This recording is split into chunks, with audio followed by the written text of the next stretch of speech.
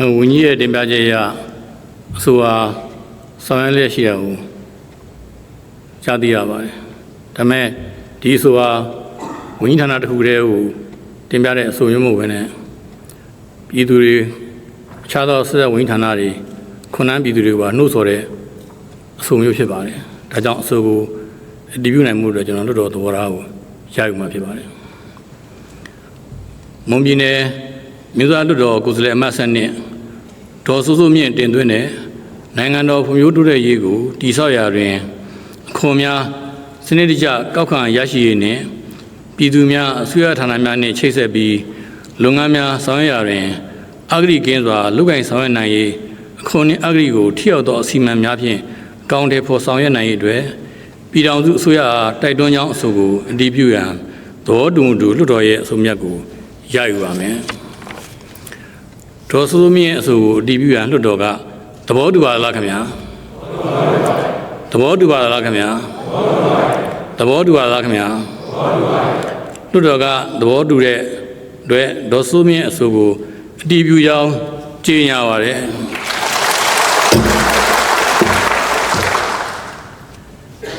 ယနေ့အဆိုဝန်ကြီးကိုယ်တိုင်နဲ့ဌာနဆိုင်ရာအကြီးအကဲများလိုက်ပါနားထောင်ပြီးရှင်းလင်းဆွေးနွေးပြီးတဲ့အတွက်လွှတ်တော်မှကျေးဇူးအများကြီးတင်ပါတယ်။တတိယအကြိမ်မြို့သားလွှတ်တော်ဒုတိယပုံမှန်အစည်းအဝေး16ရက်မြောက်နေ့ကျင်းပတဲ့အကြောင်းအရာများနဲ့ပတ်သက်ပြီးသတင်းတောက်မှတ်ဖြိုးပြပြမောင်ကဆက်လက်တင်ဆက်ပေးမှာဖြစ်ပါတယ်ရှင်။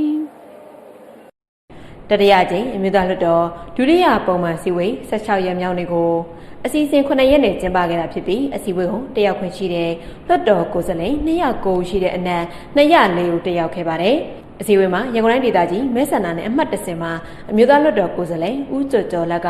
ကရန်ကုန်တိုင်းဒေသကြီးဒဂုံမြို့တစ်မြောက်ပိုင်းမြို့နယ်မှာတင်စီခန့်လေယာမြင့်နဲ့ပတ်သက်ပြီးပေးလျော်ရန်ကြန့်ရှိနေသေးတယ်။လယ်သမား200ဦးခန့်အတွက်ရော်ကြေးနစ်နာကြေးရရှိနိုင်မှုအခြေအနေအားမြည်သည့်အချိန်တွင်ဆောင်ရွက်ပေးမိကိုသိရှိလိုခြင်းနဲ့ဆက်လင်းတဲ့မိကုံကိုမေးမြန်းခဲ့ပါတယ်။ဒီလယ်သမားတွေကြာပြီးပါနော်။လယ်သမားဥယျာအဖြစ်တော့200ခန့်ပေါ့။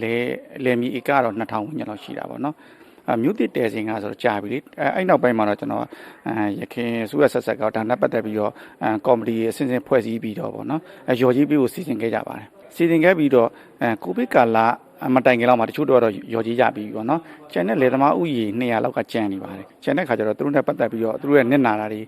ရော်ကြီးရလုံမှုနဲ့ပတ်သက်ပြီးတော့တင်ပြတာဖြစ်ပါတယ်ဟုတ်လေသမားတွေအနေနဲ့တော့ဟိုကြာပြီလေသူတို့ရဲ့တချို့မိဘတွေကလည်းသူတို့ရဲ့မိဘဆိုတာအဖိုးဖွားတွေဆိုဆုံးသွားကြပြီဗောနော်ကျန်တဲ့လူတွေကြတော့လည်းအရင်တုန်းကတော့အစိုးရအနေနဲ့ဒီမြို့တစ်တည်စီရင်လေယာဉ်မြေသိမ်းတဲ့ခါကျတော့ပေ460ဆိုမြေကွက်တွေကို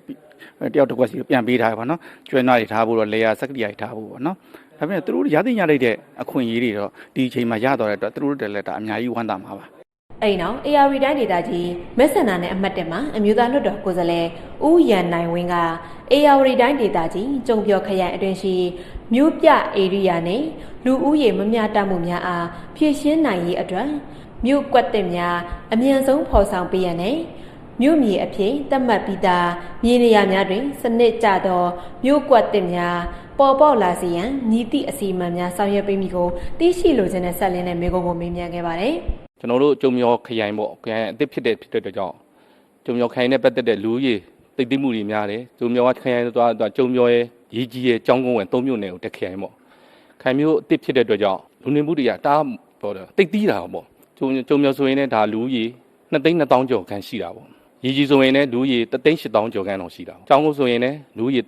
3,500,000ကျော်ခန့်ရှိနေတာပေါ့။ရှိနေတဲ့အတိုင်းအတာပေါ်မှာကျွန်တော်ကဒီနေ့မင်းကုန်းမေးကျင်တယ်ဆိုတာကကျွန်တော်တို့3မြို့နယ်မှာလည်းတောင်းမလန်နေရေးဆွဲထားပြီးပြီပေါ့ပြောမှာအဲ့ဒါသိရှိရတယ်ဒီတောင်းမလန်နဲ့ပတ်သက်ပြီးတော့ပြည်သူတွေရဲ့အခက်အခဲတွေကိုဖြည့်ရှင်းပေးနိုင်အောင်ဆိုပြီးဒီနေ့မှာဒါမင်းကုန်းမေးတာရှိတာပေါ့အများဆုံးအကောင့်နဲ့ဖော်နိုင်မယ်ဆိုရင်ဒါကျွန်တော်တို့အနေနဲ့ပြည်သူကလူကြီးတိုးပွားလာတာပဲရှိတောင်းမလန်ကိုအများဆုံးဖော်ဆောင်ပေးပါဆိုပြီးတော့ကျွန်တော်အဲ့ဒါဝန်ကြီးဌာနကိုဒါလွှတ်တော်ဥက္ကဋ္ဌကြီးမှတစ်ဆင့်ကျွန်တော်ဒါဒီနေ့မေးမြန်းမှာဖြစ်ပါတယ်ပေါ့တောင်းမလန်ဆိုတာမြို့ခွက်ဒါပြောရရင်တော့ချက်ထွင်တာပေါ့ဒါလဲဆိုခရိုင်တစ်ဆိုတော့ကျွန်တော်တို့ရှိမှရှိတဲ့ဝန်ထမ်းတွေဆိုရင်လည်းတခြားနေရာဝန်ထမ်းတွေကကိုရှိကိုရောက်လာကြတယ်ကိုမျိုးကပို့ပြီးတော့စီကားသွားမယ်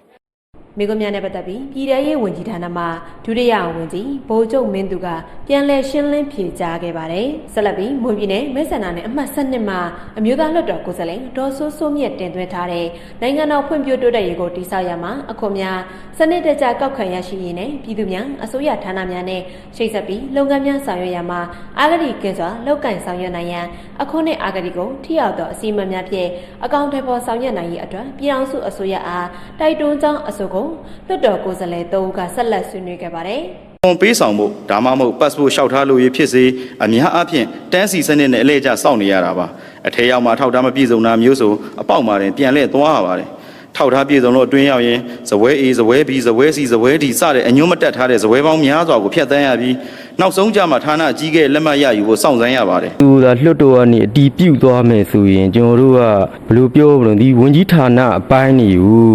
ပို့ပြီးတော့လုံနိုင်စွမ်းပို့ပြီးလုံအောင်ကောင်းကောင်းလေးလွတ်တော်ကနေပြီးကောင်းကောင်းပင့်ပြီးတဲ့သဘောလေးတက်ရောက်သွားပါဗျာပြည်သူတွေအတွက်အများကြီးကောင်းတာပေါ့ပြီးရင်နောက်တစ်ခုကနိုင်ငံတော်အတွက်လည်းအများကြီးကျိုးသက်ရောက်မှုရှိရလေခွန်ရရှိမှုနဲ့အဲတရားမဝင်အာဒီလိုက်စားမှုတွေကစူအောင်သွားမယ်ဆိုရင်ကျွန်တော်တို့ကနိုင်ငံတော်အတွက်လည်းအခွန်ဘဏ္ဍာရရှိမှုလည်းအများကြီးထောက်ကူပြုတယ်အဲအားကြောင့်ကျွန်တော်တို့ကဒီအစူထဲမှာဆိုရင်ကျွန်တော်အဓိကကြိုက်တာတော့အဲ့ဒီအခွန်နဲ့အာဂတိပဲဒါကြောင့်ကျွန်တော်အဲ့ဒီအခွန်နဲ့အာဂတိကိုပဲတေချာလေးစောင်းပေးပြီးဆွနှွေးသွားမှာပဲအဆိုနဲ့ပတ်သက်ပြီးဗဏ္ဍာရေးနဲ့အခွန်ဝန်ကြီးဌာနမှပြည်ထောင်စုဝန်ကြီးဒေါက်တာကန်စောကပြန်လည်ရှင်းလင်းဆွေးနွေးခဲ့ပါတယ်။အဲဒီနောက်အဆိုရှင်ကအဆိုကိုအတည်ပြုပေးရန်ဆွေးနွေးခဲ့ပြီးလွှတ်တော်ရဲ့အဆုံးအဖြတ်ရယူရာလွှတ်တော်ကသဘောတူတဲ့အတွက်အဆိုကိုအတည်ပြုကြောင်းအမျိုးသားလွှတ်တော်ဥက္ကဋ္ဌကကြေညာခဲ့ပါတယ်။